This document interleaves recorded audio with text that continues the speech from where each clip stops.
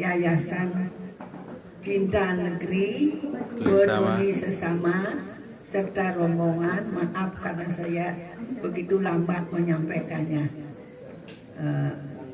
Kami atas nama teman-teman semua dari veteran Provinsi Bali dan juga dari cabang mengucapkan terima kasih sekali atas kehadiran Ibu pada hari ini di dalam rangka melaksanakan tugas bakti sosial untuk kita para veteran. Untuk itu sekali lagi kami mengucapkan terima kasih. Bapak pimpinan DPD Legiun Veteran yang kami hormati, teman-teman seperjuangan dari cabang Legiun Veteran yang hadir pada hari ini, saya mengucapkan terima kasih juga atas kehadirannya pada hari ini. Dan kami sampaikan bahwa saya disuruh bercerita hari ini sedikit tentang perjuangan kami. Jadi maaf saja karena sekarang umur saya ini sudah menjelang ke 34. Jadinya sampun ikut boleh dikatakan 93. Nah itu apa? Maaf saja. Ini dah karena kita Merdeka. Kalau kita sampaikan pakai merdeka 3 kali, Ya, Pak. ya. Merdeka. Merdeka. Merdeka. Merdeka. Merdeka. Merdeka. Maaf sekali ini karena saya sudah pikun ini 93 ya. Jadi saya ditolak untuk bercerita sedikit untuk menyampaikan perjuangan kami sendiri. Jadi saya ambil saja dari mulainya berita proklamasi sampai di Bali. Jadi bapak-bapak, ibu-ibu, saya sampaikan bahwa berita proklamasi sampai di Bali tanggal 28 Agustus, yang mana berita itu langsung dibawa oleh Bapak Mester Ketut Puja dari Jakarta. Jadi agak terlambat sampainya di sini, maklum saja pada waktu itu transport sulit ya. Jadi sebelumnya juga padahal sudah ada berita-berita. Jadi sudah kasak kusuk teman-teman pemuda dan pemudi. Saya pada waktu itu di Singaraja barangkali sudah kasak kusuk menyiapkan diri akan menerima kedatangan dari berita proklamasi itu. Begitu tanggal 28 sampai di Bali beritanya, rakyat serempak menyambut dengan gegap gempita, pekik merdeka di mana-mana pada waktu itu bapak-bapak. Mungkin bapak-bapak veteran saking Buleleng pergi. Ada yang dari Singaraja. Oh, mungkin bapak tahu ya. Kadang-kadang gegap gempita rakyat menyambut pekik merdeka di mana-mana. Begitu pada waktu itu saya, makanya tiap-tiap hari proklamasi peringatan 17 Agustus saya merinding, itu saya berlinang air mata, saya ingat dengan kejadian-kejadian yang sudah lampau itu. Nah begitu sampai di Buleleng berita serentak para pemuda dan pemudi menghibur diri pada waktu itu, Pak.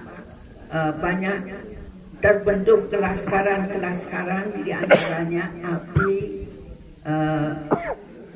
Besino yang saya ingat pada waktu, dan PEBRI, Pemuda-Pemudi Republik Indonesia. Dan pada waktu kesempatan yang baik itu muncullah seorang wanita namanya Analis, orang dari Bantaeng, Sulawesi Selatan. Dia bekerja di kantor pos, ibunya membuka warung nasi di Singaraja. Dialah yang sebagai pelopor mengantarkan kami dengan semangat yang bukan main. Orangnya cantik lagi, itu namanya analis, Pak. Nah, kemudian setelah begitu ramainya kita menyambut, artinya berita proklamasi itu, kok tiba-tiba ada di perairan pantai Singaraja kelihatan ada kapal besar pada waktu itu. Jadi ada apa ini, kok ada kapal besar? Kapal apa ini? Semua orang bertanya-tanya. Akhirnya saya sendiri disuruh menyelidiki ke sana berdua dengan teman saya bernama Lun Sudarmi. Coba kamu lihat itu kapal apa itu. Akhirnya setelah saya bersama dengan teman-teman yang lain juga menyaksikan bahwa kapal itu dah kapal berbendera merah putih biru, jadinya kapal Belanda. Loh, kok kapal Belanda? Dia mau apa ini lagi ke sini? Kita ini kan sudah memproklamirkan kemerdekaan kita. Tentunya ada apa-apanya, pemuda-pemuda juga sudah siap-siap. Nah, pada waktu itu mula-mulanya dia itu tidak berani turun ke darat, tapi setelah mondar-mandir beberapa kali, akhirnya juga dia turun ke darat. Akhirnya dia itu sudah mulai berani ke pasar mencari makanan, mungkin sudah habis barangkali persiapan makanannya. Nah, kemudian tiba-tiba kok dia berani menurunkan bendera di kantor Pabean itu di Singaraja. Berani dia menurunkan bendera kita. Nah, kemudian dari pemuda-pemuda ini tidak terima bahwa kenapa dia kemari kok berani-beraninya begitu, sedangkan kita kan sudah memproklamirkan kemerdekaan. Akhirnya teman-teman kita, pemuda-pemuda dari mantan peta yang di Singaraja, kemudian menurunkan bendera merah putih biru itu, kemudian lagi menaikkan bendera kita, begitu. Sampai berulang berapa kali. Akhirnya setelah begitu dia kok menembak akhirnya dari kapalnya itu. Pada waktu itu gugur seorang pemuda dari Liliguni, namanya Ketut Merte. Gugurlah. Nah, sebelumnya itu juga kalau tidak salah saya, ingatan saya, mulai tanggal 31 Agustus sudah terbentuk BKR. Nah, kemudian BKR, sudah terbentuk BKR, kemudian TKR, Tentara Keamanan Rakyat. Nah, dengan terbentuknya Tentara Keamanan Rakyat, TKR, dipandang perlu untuk juga membentuk PMI. Kemudian untuk menjaga-jaga, mungkin nanti tentara ada yang gugur, umpamanya sakit. Nah, itulah terbentuklah PMI di bawah koordinator Ibu, istri dari Dr. Panut Hadiwijoyo, Ibu Hadiwijoyo pada waktu itu. Dan saya sendiri mendaftarkan diri pada rapat diadakan pembentukan PMI untuk sebagai anggota PMI. Kebetulan juga pada waktu itu saya sudah magang volunteer di Rumah Sakit Umum Singaraja. Dan gimana begitu terbentuklah sudah PMI.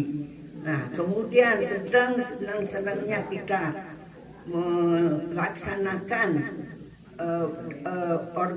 organisasi kita, kok tiba-tiba kapal itu ya sudah menghilang lagi dia waktu itu. Jadi sudah sebagai apa yang saya sampaikan tadi, bahwa dia menembak, mengacak-acak bendera-bendera, diturunkan pemuda-pemuda yang memakai lencana, diambil lencananya, disuruh menelan gitu. Nah, akhirnya kita para pemuda terpaksa mengalih ke desa Pagayaman namanya dengan kejadian itu, karena nikah sudah sangat terganggu, pokoknya dia mengganggu, terobos kemana-mana gitu, berani sekali dia gitu. Akhirnya sampai di desa Pagayaman.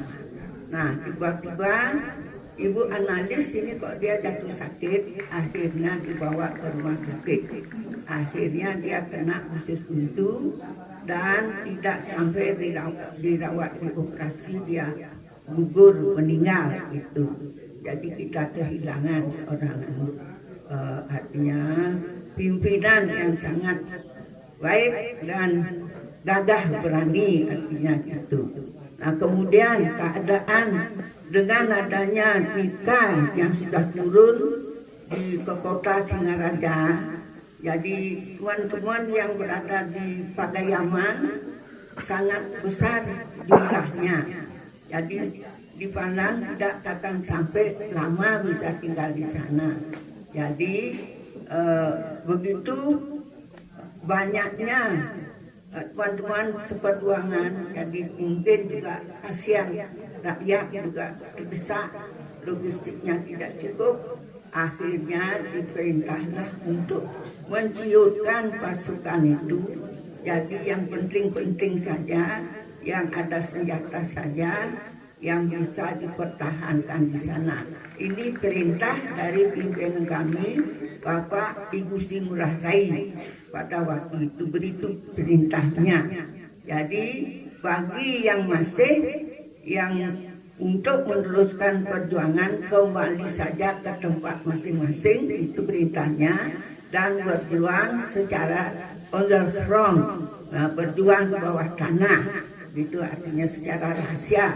Itu diperintah beliau pada waktu itu. Jadi terpaksa teman-teman yang tidak bawa senjata terlalu banyak, kasihan sekali. Akhirnya saya sendiri juga terpaksa harus kembali ke Singaraja, dan untung saja saya diterima kembali sebagai volunteer di rumah sakit pada waktu itu.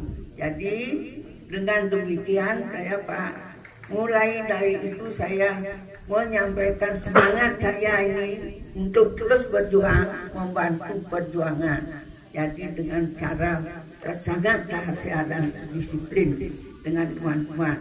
Jadi sering saya juga keluar masuk hutan membawa bantuan untuk teman-teman seperjuangan, misalnya obat-obatan, sabun itu kan sulit di desa.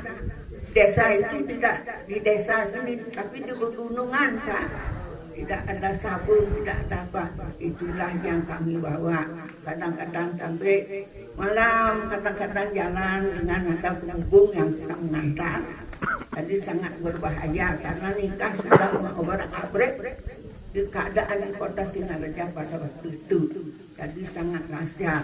Dan kebetulan juga saya dilantik, disumpah oleh Bapak Pimpinan Markas Besar Depri Sunda Kecil pada waktu itu, Bapak Kompiang Sujana, dan dilantik sebagai informan untuk membantu perjuangan, begitu perintah beliau pada waktu itu. Nah begitulah saya laksanakan perintah itu dengan sangat rahasia dan disiplin. Sering saya ke desa-desa sangat jauh, sekali tempat tidak satu tempat, terus ganti-ganti tempatnya. Tidak lama bentar di sini karena takutnya nanti tertium oleh nikah dan gampang untuk diserang begitu. Akhirnya dengan lolosnya perintah itu, dan saya terus dikejar-kejar oleh pembantu-pembantu nikah itu, karena sudah diketahui saya sering masuk ke pedalaman membantu para pejuang. Jadi diincar juga oleh mata-mata nikah. Jadi saya merasa tidak sanggup untuk menerima itu, karena pada waktu itu ganas sekali nikahnya Pak. Kalau kita sampai ditangkap itu kan main siksaannya. ada sampai ditelanjangi misalnya gitu. Baik-baik ya kita mengambil, akhirnya saya dengan teman saya seperjuangan Luh Sudarmi itu mengambil keputusan untuk saja mari kita bergabung saja untuk turut bergerilya. Nah pada waktu itu saya langsung ikut, terlebih dahulu datang ke markas cabangnya, diterima kami sebagai sekretaris di sana dan sebagai PMI. Dan ini teman saya yang satu, dia seorang guru, jadi kalau tidak ada pekerjaan yang lain, dia memberikan indoktrinasi, keterangan kepada pemudi-pemudi di desa-desa tentang kemerdekaan itu. Nah, lama saya hutan di satu tempat, misalnya di Panji, Menduk Pengorengan, tempatnya sangat tinggi itu di Bukit itu, tapi banyak teman-teman perjuangan di sana bermarkas pada waktu itu. Itu Pak keadaannya baik, banyak dukanya dah. Pernah saya dengan teman-teman seperjuangan dengan staf kami, Bapak Nurai, kalau tidak salah 6 orang itu satu staf Pak, dapat menginap di suatu pondok. Nah saya karena malam sangat dingin sekali, dan itu saya milih tempat yang paling dekat dengan dapur supaya hangat gitu. Teman-teman yang lain bercacat tempat tidak berani mengumpul itu tidak berani Pak. Satu ada di sini, dari sana gitu. Nah sudah begitu, tengah malam itu kok tiba-tiba ada laporan bahwa nikah akan datang ke tempat kita karena diketahui katanya tengah malam itu Pak. Jadi terpaksa kita harus cepat-cepat menghindar dari tempat itu.